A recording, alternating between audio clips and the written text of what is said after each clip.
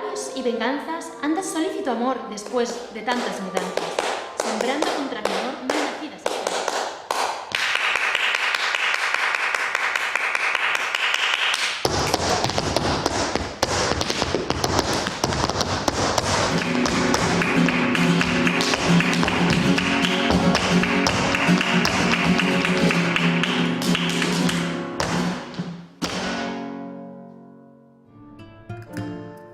The Spanish Golden Age.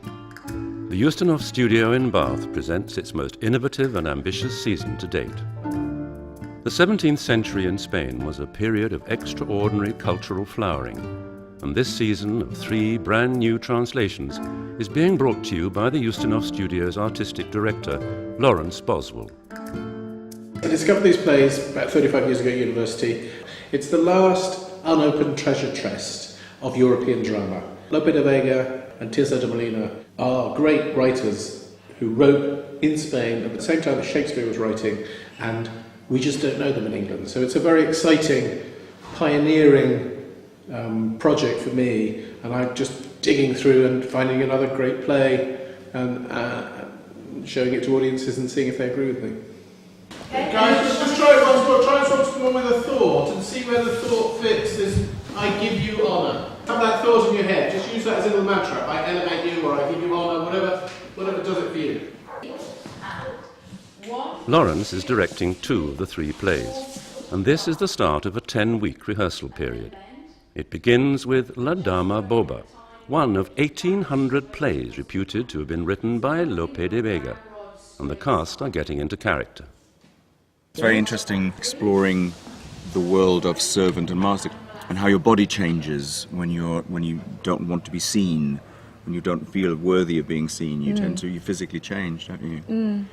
And the reality of running around after someone, and how tired you get, and how kind of deep inside you're going to go, oh, please don't ask me to do something else, but you have to, and you have to look willing and like you really are doing it out of goodwill, and but the pride that comes with doing that and making your mistress happy. Like, I made my mistress very happy. She had piles, and I soothed those piles. So it's almost a parental thing that you go through with a master. If you're It was looking with after, your master, because he's a bit needy, isn't he? He's very needy. A bit emotional. I couldn't have looked after him. No. Bit piles, fine. Crying, no.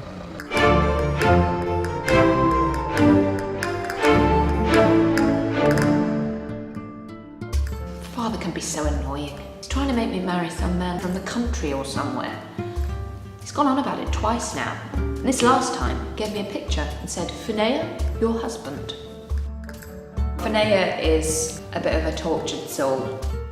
To get into a character like that, I think you've got to start off from quite a simple level, because otherwise you're just going to, put a load of sort of stereotypical attributes that one would normally associate with someone with a condition like that. So I think you just have to look at the text, see what it says in there, and it's been said that this is sort of a blank check for me, that I can go anywhere with it, so that's quite exciting. So, and there's also a teeny bit of pressure to get it right, I suppose.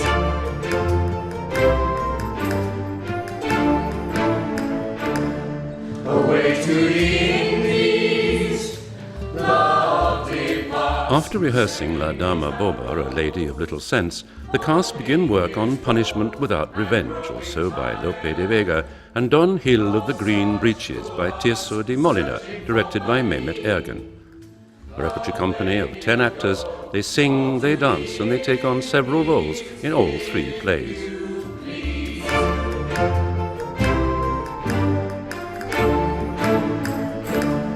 See how the streets of Madrid imitate the chaos that was Babel, steeped in lies to overflowing, fawning on the great, letting poor men suffer. Chaos makes this its address, of dead of night is home to every breed of sin and vice. So Don Martin is one of the main parts in Don Gil of the Green Breeches. Actually, he is Don Gil, but what's happening is that his lover, his ex-lover, who he's jilted, comes up with a plot to send him mad, basically, by pretending to be him. How does it feel when you don't have a lady? Pretty bad. I don't find my character until I find kind of sense of the physicality of the character.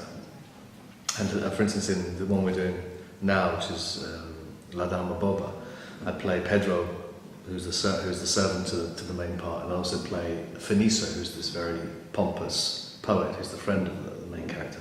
So it's nice to be up on my feet, because it's only then you really start to differentiate and find the body language and find the energy of these characters.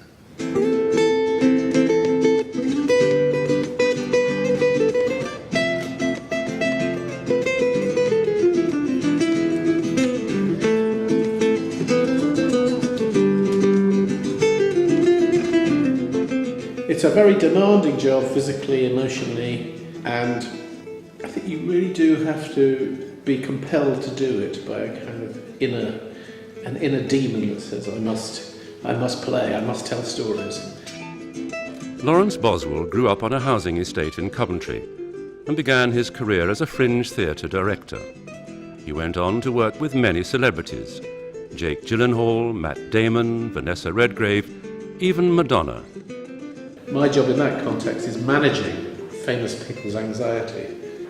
It's stressful, and ultimately it's not as rewarding as taking a group of people and animating that group of people, and us all having a very democratic relationship together where we're all a band of brothers, if you like, and we're all equals, and we're all working together, cheek by jowl, to create something together. And that's my real preference. So that's why, having spent 15 years in the commercial theatre, I've returned.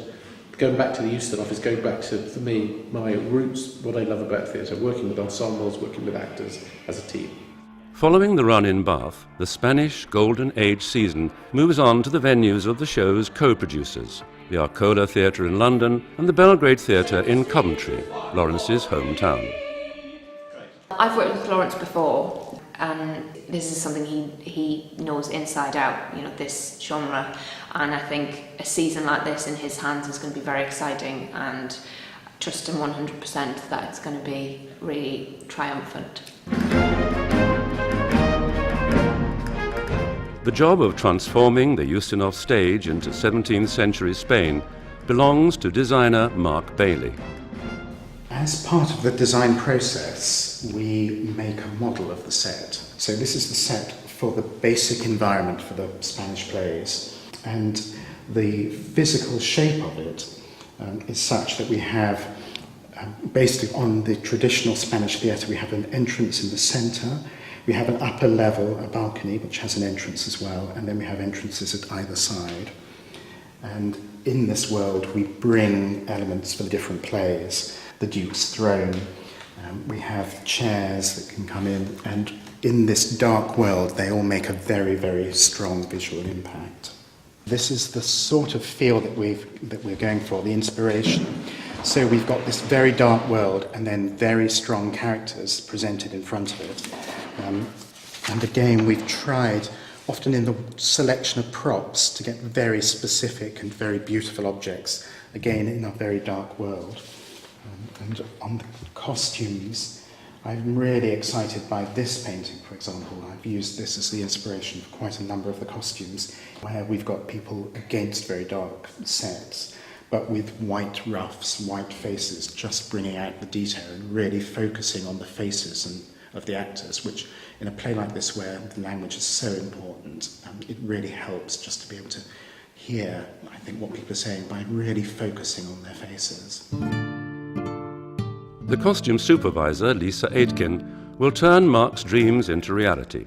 She's in charge of the hiring and making of the 70 costumes necessary for the 3 plays. The demands of the script, plus over 100 performances at the Ustinov alone, can take their toll.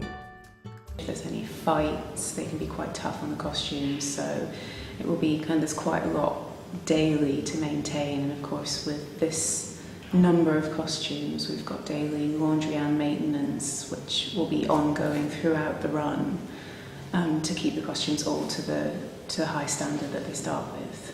As an example of how we've taken the paintings of the period as an inspiration and then moved them on, I've started off by using this painting by Velázquez, And then we've taken it and we've transformed it into a much more contemporary sort of feel, so that we've still got that shape, we've got some of the detail, the echo of the original costume, but she's moved into a sort of slightly goth world.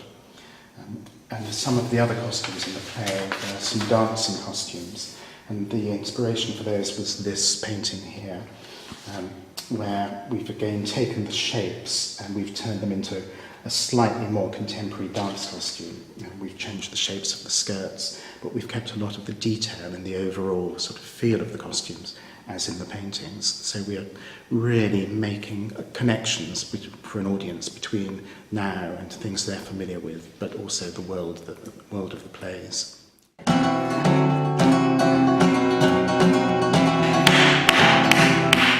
If you see me hanging around in the bar pretending to be looking into my white wine, it's because I am earwigging, trying to hear what you're saying.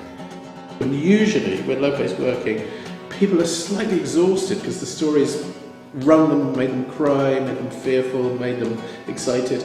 He's a real manipulator of narrative, and that has its impact on the audience. So that's what I love, is a kind of a slightly exhausted but happy buzz. That's what I'm looking for in the bar afterwards.